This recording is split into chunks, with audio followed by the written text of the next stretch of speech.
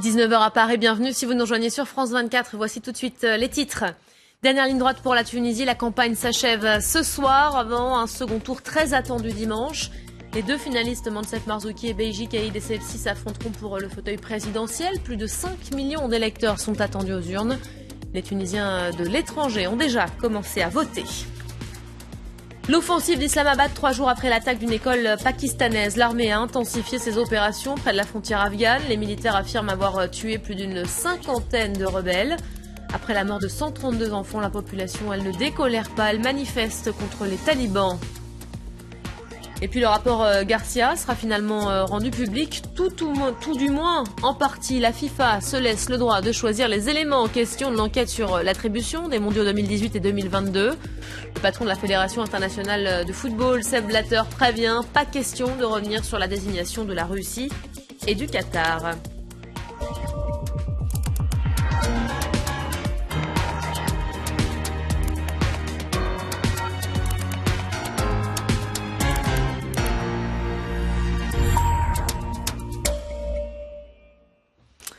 Les Tunisiens de l'étranger ont donc ouvert le bal du second tour de la présidentielle. Le scrutin a démarré dès hier soir à Canberra en Australie. Il s'est poursuivi aujourd'hui, notamment en France, puisqu'ils sont 360 000 au total attendus à travers le monde entier dans ces bureaux de vote.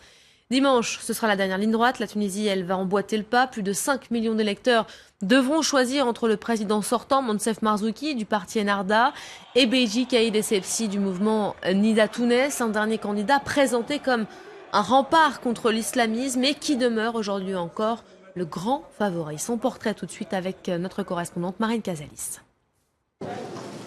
Ministre sous Bourguiba, à la tête du Parlement sous Ben Ali, Beji Caïd Essebsi se présente comme le garant de l'autorité de l'État.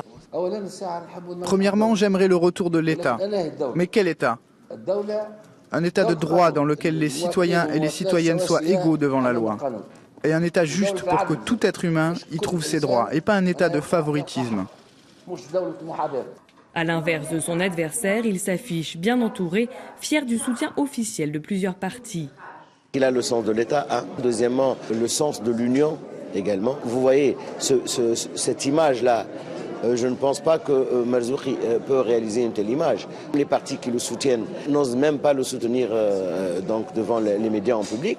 Souvent qualifié à tort de laïque, le parti qu'il a fondé se décrit comme séculier.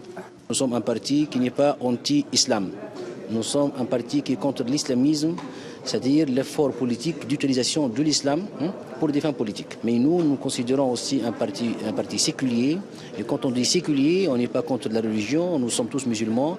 Pourtant, Beji Caïd Essebsi n'hésite pas à utiliser la religion dans la campagne, comme lors de cette visite à un mausolée soufi. L'homme se définit comme un disciple de Bourguiba et certains s'inquiètent d'une omniprésence de Nida Tounes au Parlement et à la présidence en cas de victoire, mais le parti veut rassurer. En matière de démocratie, évidemment, Bourguiba n'avait pas franchi le pas. Il a essayé de le faire, mais cela n'a pas réussi. Au XXIe siècle, évidemment, la démocratie devient l'une des composantes fondamentales de tout État. À 88 ans, le candidat est loin d'être une figure de la jeunesse tunisienne, mais il table sur son expérience d'homme d'État. Le pouvoir turc continue de régler ses comptes avec ses ennemis. Le parquet turc a requis un mandat d'arrêt contre Fethullah Gülen, ce haut dignitaire musulman qui est aussi le grand rival du président Recep Tayyip Erdogan. Il réside actuellement aux États-Unis. Les deux hommes sont en conflit ouvert depuis des mois, depuis qu'a éclaté un scandale de corruption visant des proches du chef de l'État. À l'époque, Fethullah Gülen était encore son premier ministre. Allez, on en vient à cette brèche qui constitue une véritable opportunité pour des milliers d'Yézidis. L'offensive menée actuellement dans le nord de l'Irak a fait reculer les djihadistes. Les forces kurdes, appuyées par des frappes américaines, ont permis de libérer 70% du mont Sinjar. Une avancée majeure dans ce conflit. Écoutez tout de suite le témoignage de Selim Al-Medeb, notre envoyé spécial à Erbil. De premier ordre, et d'ailleurs pour les autorités kurdes, c'est tout simplement la victoire la plus importante qu'ils aient obtenue contre l'organisation de l'État islamique. Alors elle l'est à deux titres, elle l'est tout d'abord d'un point de vue symbolique, avec cette avancée, eh bien ils ont tout simplement rompu le siège autour du mont Sinjar, où s'étaient réfugiés des milliers de Yazidis. C'est cette communauté religieuse, on s'en souvient, dont les souffrances avaient en partie décidé l'armée américaine à intervenir et à lancer les frappes aériennes sur le territoire irakien. Alors ce soir, nous avons pu parler à un commandant Peshmerga qui se trouve dans cette région, Elgurt Khoder, qui nous affirmait que les opérations d'évacuation n'avaient pas encore pu commencer. Il précisait aussi qu'un certain nombre de villages autour de la ville de Sinjar, qui se trouve au pied de des monts Sinjar, eh bien, avaient été pris par les Peshmerga, et c'est pour cette raison que aussi cette victoire a une importance stratégique toute très importante, puisque en fait cette ville de Sinjar se trouve entre la grande ville irakienne de Mossoul, tombée en juin en main des djihadistes, et la Syrie, et la capitale officieuse de l'organisation de l'État islamique qui est Raqqa. Donc le pas prochain qu'on attend de la part des Peshmerga, c'est une attaque contre cette ville de Sinjar qui tout simplement couperait cette route d'accès d'une importance capitale pour les djihadistes. La réponse à présent d'Islamabad à l'offensive talibane de mardi. L'armée pakistanaise a intensifié aujourd'hui ses opérations près de la frontière afghane. Les militaires affirment avoir tué plus d'une cinquantaine de rebelles. Cette offensive intervient 3 jours après le carnage de Peshawar. 149 personnes ont péri, parmi lesquelles une grande majorité d'enfants. La violence de l'attaque et ses motivations est aujourd'hui, et vous le voyez, dénoncée à travers toute la région. 132 enfants au total ont été abattus alors qu'ils étaient dans leur salle de classe. Certains étaient en plein examen, d'autres en train d'étudier. L'événement a profondément choqué les étudiants et aujourd'hui beaucoup redoutent de retourner sur les bancs de l'école. Inès Olagaray. Sur le sol calciné de l'auditorium, la police scientifique ramasse des douilles par dizaines. Les murs sont criblés d'impacts de balles. Cet étudiant se trouvait dans la salle quand les talibans ont fait irruption. Ils tiraient depuis là-haut et moi je me suis enfui par cette porte, du côté droit. La plupart des étudiants qui se trouvaient là sont restés pétrifiés. Les autorités ont promis de remettre le bâtiment en état pour le 4 janvier, soit moins de 3 semaines après l'attaque des talibans qui a fait 148 morts, dont 132 enfants.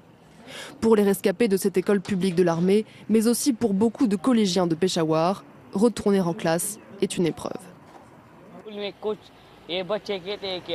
Certains disent qu'ils ne veulent plus étudier, qu'ils ne veulent plus aller à l'école.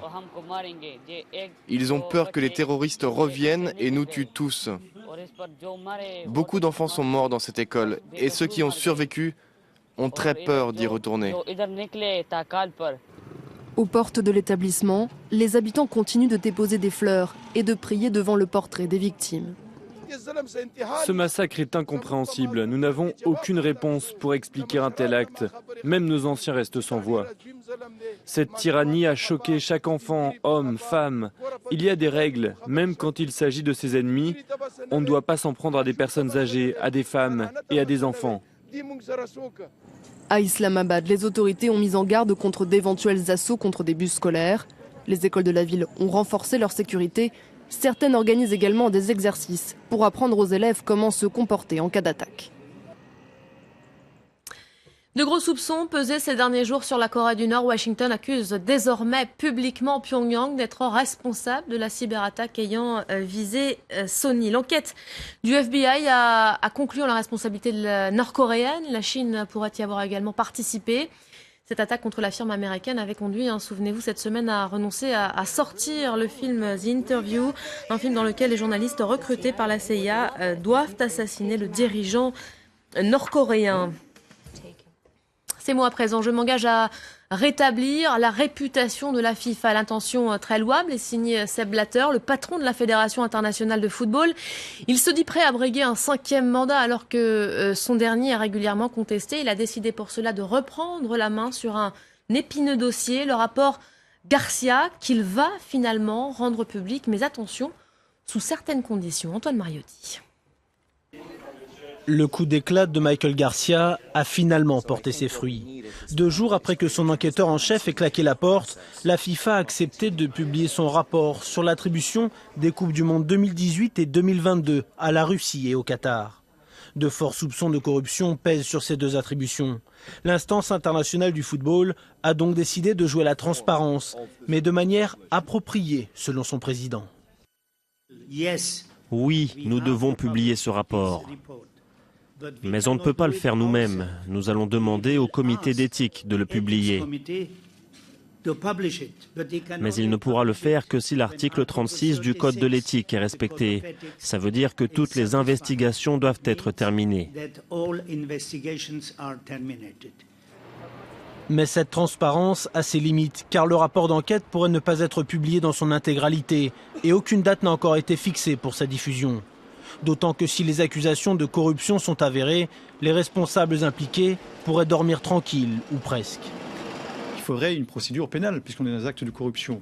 Sauf que le droit suisse aujourd'hui, dont dépend la FIFA, qui est une organisation non gouvernementale de droit suisse, aujourd'hui, les membres du comité exécutif de la FIFA sont exempts de toute investigation judiciaire suisse. Donc là, on a un véritable problème, une sorte de vide juridique pénal, et qu'on reste dans le champ disciplinaire interne à la FIFA. Mais la FIFA a finalement lancé elle-même une procédure pénale en déposant une plainte le mois dernier. Et le Parlement suisse vient de faire évoluer la législation pour ne plus protéger les personnalités d'organisations internationales comme la FIFA. Et voilà donc pour les grands titres de l'actualité. Et c'est l'heure tout de suite d'une semaine dans le monde.